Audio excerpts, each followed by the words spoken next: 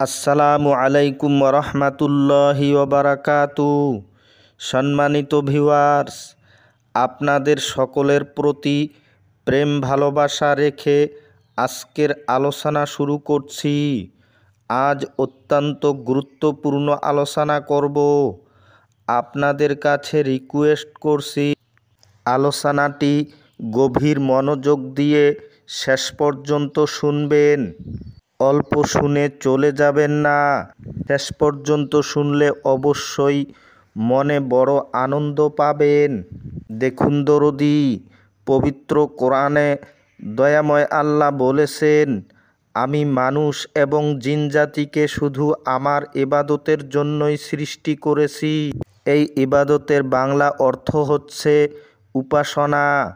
উপাসনা মানে উপযুক্ত আসন, অর্থাৎ মহান আল্লাহকে সামনে রেখে উপাসনা করতে হবে, তবেই উপাসনা অথবা ইবাদত গ্রহণযোগ্য হবে। এবার প্রশ্ন হলো, মহান আল্লাহকে কিভাবে সামনে রাখব? তাকে তো চিনি না অথবা তাকে কোনোদিন দেখি না। দেখুন দরদি, আমি এর আগের একটি এপিসোড করেছি, সেখানে বলেছি যে সর্বত্রই দয়াময় আল্লাহ বিরাজমান। এই এপিসোডটি আমি কেন করেছি? তার উদ্দেশ্যই হচ্ছে আপনাদের অন্তরে যেন দয়াময় আল্লাহর প্রতি চরম ভালোবাসা জন্মায়। দেখুন দরদি, সর্বত্রই যে দয়াময় আল্লাহ বিরাজমান, এর অর্থ কী? এর অর্থ হচ্ছে আল্লাহ ছাড়া জগতে কিচ্ছুই নেই। আমরা যা কিছুই দেখছি না কেন, তা সবই আহাদ জগতেই আছে, অর্থাৎ সবই আল্লাহময় হয়ে আছে। একটি ক্ষুদ্র থেকে ক্ষুদ্র প্রাণীও আল্লাহ ছাড়া নেই। আমরা বলে থাকি যে লা মাউজুদা ইল্লাল্লাহ, যেটার অর্থ হয় আল্লাহর অস্তিত্ব ছাড়া কারো অস্তিত্ব নেই। অতএব সৃষ্টি আর স্রষ্টা কোনো আলাদা সত্তা নয়। যিনি স্রষ্টা তিনি সৃষ্টি। তাই আল্লাহ বলেন, আমার সৃষ্টিকে নিয়ে তোমরা গভীরভাবে পর্যবেক্ষণ করো, তবেই তোমরা আমার অস্তিত্বকে খুঁজে পাবে। দেখুন দরদি, আপনি যেমন মনে করছেন যে সাগর আলাদা ও ঢেউ আলাদা, তা মোটেই নয়। কারণ সাগর থেকে তো ঢেউ উঠেছে। তদ্রূপ আপনি মনে করছেন যে আল্লাহ আলাদা, তার সৃষ্টি আলাদা, তা মোটেই নয়। কেননা আলাদা করতে গিয়ে আপনি নিজস্ব ক্ষমতা দেখাচ্ছেন, এটাই শিরিক। আপনি মুখে বলছেন আল্লাহ ছাড়া কোনো উপাস্য নেই, কিন্তু মানতে পারতেছেন না।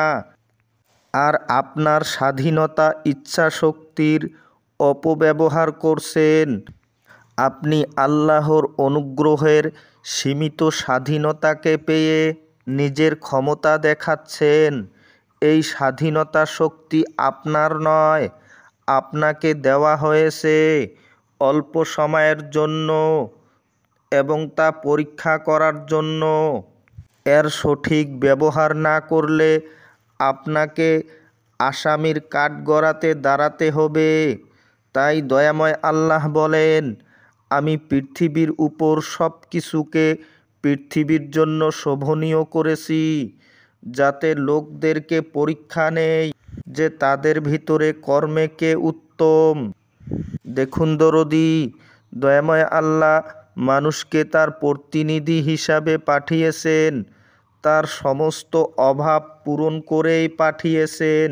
অথচ মানুষ নিজেকে বড় অসহায় মনে করে, এটা তার অজ্ঞানতার জন্য। তাহলে মানুষ কার প্রতিনিধিত্ব করবে? যারা তার থেকে অসহায় দুর্বল, তাদের প্রতিনিধিত্ব করবে। তাহলে অসহায় দুর্বল কারা? দেখুন দরদি, আল্লাহর এই সৃষ্টি জগৎটাই হচ্ছে অসহায়, অর্থাৎ সকল সৃষ্টি অসহায় অবস্থায়। অতএব সকল সৃষ্টির সেবাই হচ্ছে মহান আল্লাহর ইবাদত। ইবাদত অন্য কিছুই নয়, সৃষ্টির প্রতি ভালোবাসাই হচ্ছে ইবাদত। এই সৃষ্টির সামনে আপনি স্বেচ্ছায় মাথা নত করে দেন, এটাই হবে পরমের ইবাদত, এটাই হবে পরমের সেজদা। কারণ আল্লাহ থেকে কোনো সৃষ্টি আলাদা সত্তা নয়। যেমন কাঠ থেকে চেয়ার অথবা টেবিল বানানো হয়েছে, চেয়ার টেবিল মনে করেছে আমি আলাদা, কাঠ আলাদা, কাঠেই তো চেয়ার বা টেবিল হয়েছে। ঠিক আপনি মনে করছেন যে আল্লাহ আলাদা, তার সৃষ্টি আলাদা, তা মোটেই নয়। কেননা জাত নূর থেকে সিফাত নূরে পরিণত হয়েছে মাত্র। তাই হে দরদি, সকল সৃষ্টির সেবা দেওয়া ও প্রেম ভালোবাসা দেওয়াই হচ্ছে ইবাদত। অতএব নিজের ক্ষুদ্রতম ব্যক্তি স্বার্থ ছেড়ে পরমের স্বার্থে ঝাঁপিয়ে পড়ুন, সকলের মঙ্গলের স্বার্থে কাজ করে যান।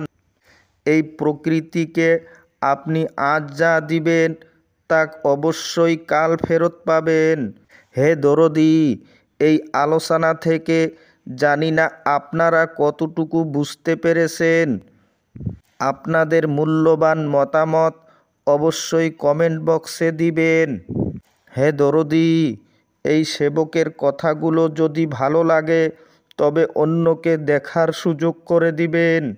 আপনাদের সকলের প্রতি চরম ভালোবাসা রেখে আজকের মতো বিদায় নিচ্ছি। খোদা হাফিজ।